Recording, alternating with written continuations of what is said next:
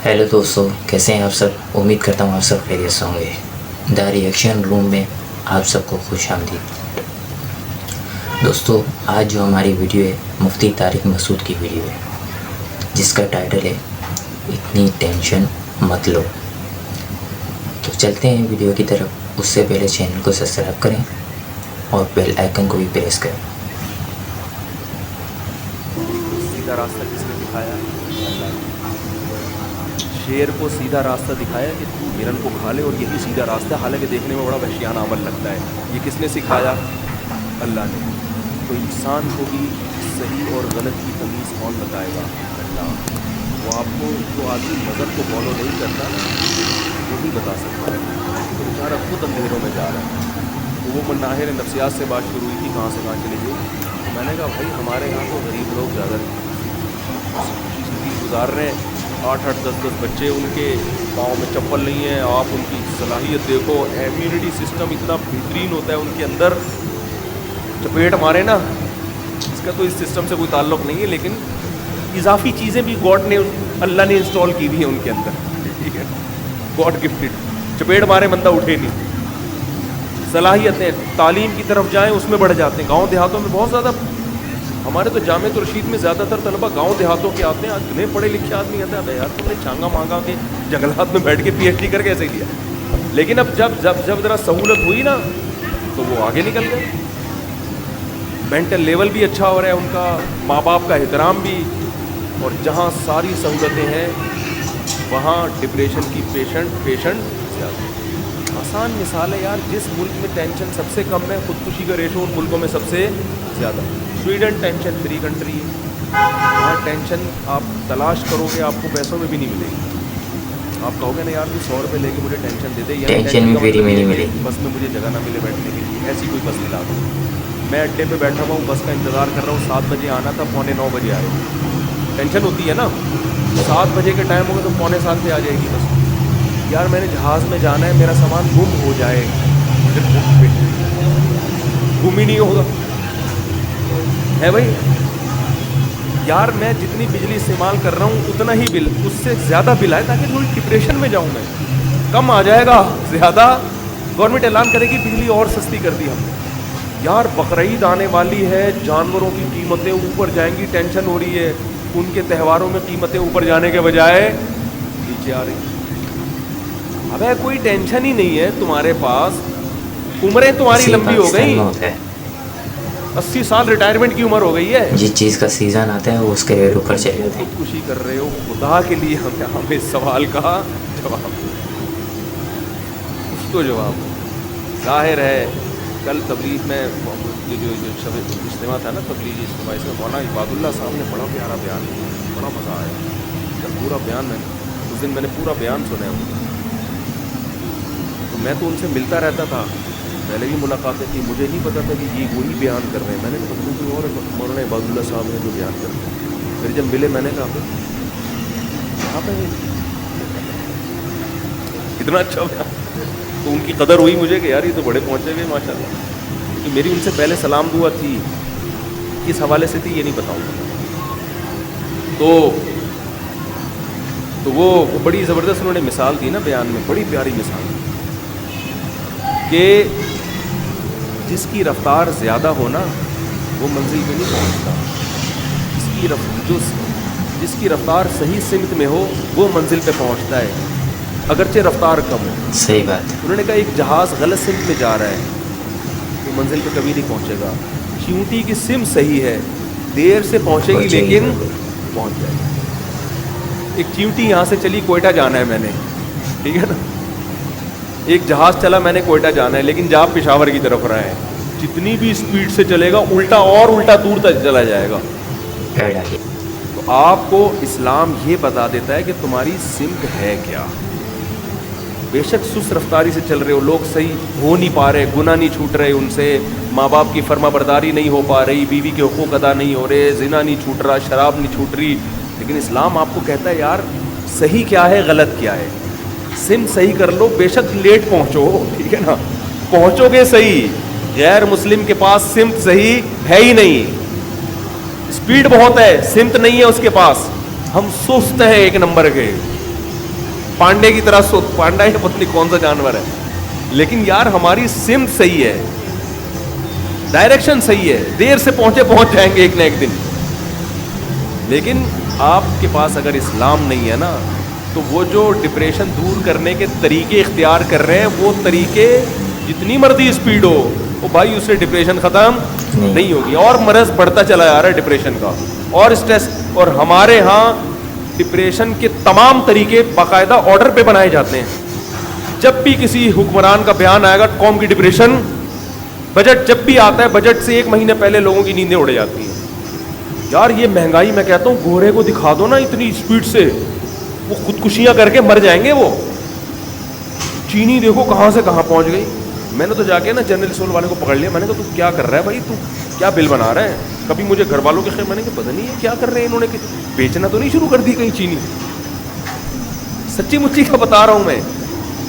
ایک دم سے نا جو راشن مہینے کا بل بنتا تھا وہ 2-4 مہینوں میں ایک دم شوٹ کیا نا, تو مجھے شیطان وسوسے ڈالنا شروع کیا. میں نے کہا ایسا تو نہیں ہمارے گھر والوں نے جو بزنس شروع کر دیا ہو کہ آلو پیاز ٹماٹر ادھر سے آ رہے ہیں ادھر مارکیٹ میں فروخت ہو رہے ہیں میری انویسٹمنٹ پہ ہے. پھر میں نے دکان والے سے کہا, میں نے کہا یا تو کوئی چیزیں ایسی منگوائی جا رہی ہیں جو بہت ہی کوئی عجیب قسم کی چیزیں دکان میں.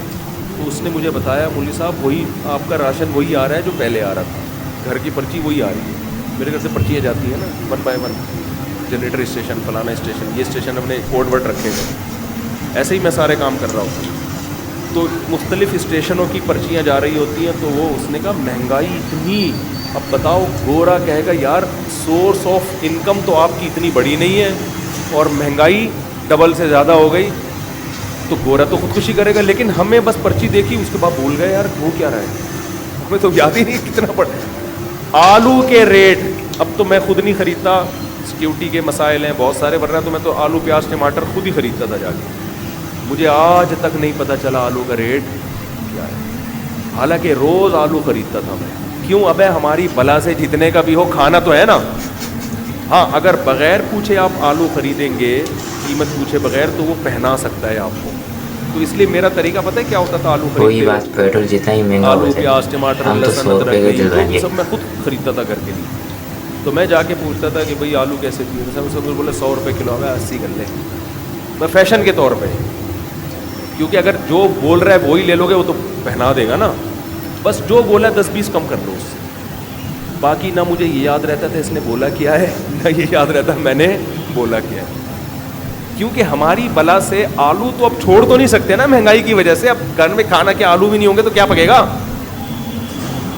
دودھ تو ایک لازمی حصہ ہے نا, چائے بنتی ہے بچے پیتے ہیں, یہ تو اگر اللہ نے وسائل دیے تو دودھ تو لازمی آئے گا, نہیں دیے تو بس روٹی کھاؤ بس.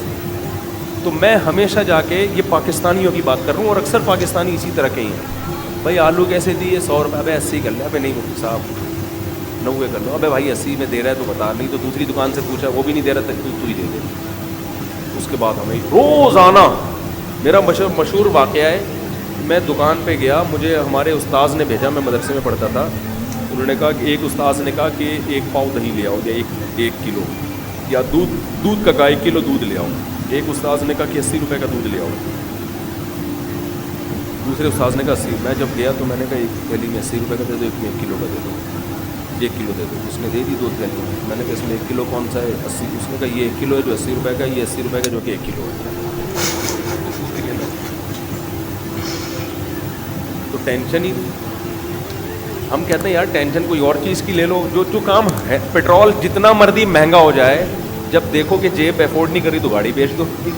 آپ کے رونے سے سستا, آپ کو اگر پیٹرول کی قیمت کا پتہ ہے تو اس سے بھی سستا نہیں ہوگا. مجھے اب تک بھی ڈیزل پیٹرول کے ریٹ پتہ نہیں, حالانکہ روز ڈلتا ہے بائک میں گاڑی میں, روز ہی ڈل رہا ہوگا, مجھے نہیں پتا, مجھے ابھی بھی نہیں پتا ریٹ کیا ہے. اور یہ میرا نہیں, اکثر پاکستانیوں کا یہی حال ہے کہ یار جتنی بھی ہے تھوڑا بہت چیختے چلاتے ہیں, حکومت کو گالیاں والیاں تھی, اس کے بعد لائف کو انجوائے کرنا شروع کر دیا. بلکہ گالیوں کا اپنا مزہ آتا ہے, گالیاں بھی اس لیے نہیں دے رہے ہوتے, وہ ایک فیشن ہے. یار تھوڑا سا تو بورو نا, کچھ تو باتیں کریں کیا بیٹھ کے. لوگ اکثر کہتے ہیں یار اگر یہ غیبت حرام ہے تو ہم بیٹھ کے باتیں کیا کریں, باتیں کیا کریں بیٹھ کے. اکثر خواتین کو یہ شکایت ہوتی ہے کہ غیبت اگر جائز ہی نہیں ہے تو ہم بیٹھ کے باتیں کیا کریں, ہم بیٹھ کے. تو وہ تو چٹنی کا کام دیتی ہے غیبت کھانے میں. چٹنی کا مزہ آتا ہے, کباب کا مزہ آتا ہے اس میں. تو گورے کو اگر یہ مل جائے نا میرے بھائی, وہ زندہ نہیں رہ سکتا. آپ کو پتہ ہے جب کووڈ-19 پھیلا ہے چائنا میں, میاں بیوی نے ایک دوسرے کو چھوڑ دیا. شوہر بیوی کو ذرا سا کھانسی ہوئی ہے نا دور, ہمارے گھر والوں کو بھی کورونا ہوا, میرے گھر والوں کو ہوا, ہم تو اس بستر پہ سوتے رہے ہیں ساتھ ہی اس کورونا میں بھی. ابے چھوڑ کے جائیں کہاں, کیونکہ روڈ پہ بغیر کورونا کے سونے میں زیادہ ٹینشن ہے یار, گھر میں سوئے آدمی. ٹھیک ہے نا, ہو گیا ہمیں بھی, مجھے بھی ہو گیا, پھر ہو گئے بچا گئے, اللہ کا شکر ہے. خطرہ ہوا تھا, مر گئے تو کیا ہوگا, ہم نے کہا مر گئے تو مر گئے, بھائی کیا کر سکتے ہیں, جتنا بچنے کی کوشش کرتے ہیں. یہ نہیں کہہ رہے کہ میں بہت بڑا فنٹر ہوں, مرنے کا کوئی خوف ہی نہیں ہوا. اللہ سے دعا مانگی, اللہ نہ مرے تو زیادہ خوشی ہوگی ہمیں. اے اللہ اگر نہیں مرے تو ذرا خوشی زیادہ ہوگی, بچا لے تو زیادہ اچھا ہے. سمجھ میں آ رہی ہے بات کہ نہیں آ رہی؟ لیکن اگر ہم آخرت پہ ذرا بھی یقین نہ ہوتا, دنیا کو مسافر خانہ نہ سمجھتے, گھر والوں کو مجھے پتہ چلتا نا کووڈ آیا پازیٹیو, میں علاقہ چھوڑ کے بھاگ چکا ہوں. میں نہیں کہہ رہا کہ کووڈ والے مریضوں سے گلے جا کے ملیں آپ, ان کے ساتھ بستروں پہ سوئیں, ان کے ساتھ شاید تبادلے کریں, سگریٹ پئیں, یہ کام نہ کریں. لیکن اب گھر والوں کو تو نہیں, ماں کو, باپ کو, بیوی کو, بچوں کو تھوڑی چھوڑ سکتے ہو. یہاں تو اللہ پہ توکل کرنا پڑے گا. آپ کے گھر میں کسی بوڑھے کو کرونا ہو گیا ہے تو آپ کو گھر چھوڑنے کی حفاظتی تدابیر کے پیش نظر اجازت نہیں ہے, آپ کو اس بوڑھے کی خدمت کرنی پڑے گی. سمجھتے ہو؟ پھر یہاں پر کس پہ توکل کرنا ہے؟ اللہ پہ. ہاں پڑوسیوں کا ہوا ہے تو پھر فری ہونے کی ضرورت نہیں ہے. ٹھیک ہے نا. وہ ایک آدمی کو کرونا ہوا تو وہ کیا تھا, دوبارہ سے سنا تو یہ لطیفہ ہی پہلے ہی راز فاش کر دیا. تو ایک آدمی نا بیٹھا ہوا سگریٹ پی رہا ہے, ٹینشن میں, سگریٹ کی کش میں. بعض لوگوں کی عادت ہوتی ہے جاتے ہی نا کسی کے کھانے میں شریک ہو جائیں گے, پھر پوچھتے ہیں کہ کیسے آنا ہوا. اس کی عادت تھی, مفت کی سگریٹ تھی. دوسرا دوست گیا, اس نے فوراً سگریٹ لی, شروع کر دی. بولا کیا, کیوں پی رہے؟ کہہ رہے ٹینشن ہے یار. ایک اور کش لیا, بھر کے کیا ٹینشن ہے اپنے دوست کو تو بتا. کہہ رہے یار کورونا ہو گیا مجھے. لے بھائی, پورا پھیپڑوں میں لے کر گیا جراثیم. ٹھیک ہے. اب کوئی دیندار ہوگا وہ توکل کرے گا, کہے گا یار اب غلطی سے پی لی تو پی لی, اب کیا کرے, اللہ نے کرنا ہوگا, مارنا ہوگا مار دے گا, بچانا ہوگا بچا لے گا. نہیں مرے تو کل تو مر ہی جائیں گے. جو دین کو نہیں مانتا وہ تو ڈپریشن میں. اب تو وہ تو اس کو سگریٹ سے جلا کے آئے گا. تو اللہ پہ اعتماد, توکل, اور یہ ساری چیزیں جب ہی ہوں گی جب اللہ کو مانے گا. جب مانے گا ہی نہیں تو پھر تو آگے میرے بھائی خاردار کانٹے ہیں, ٹینشنوں کے امبار ہیں, خودکشیاں ہیں آگے, پھر کچھ نہیں ہے. اللہ سمجھنے کی, عمل کی توفیق.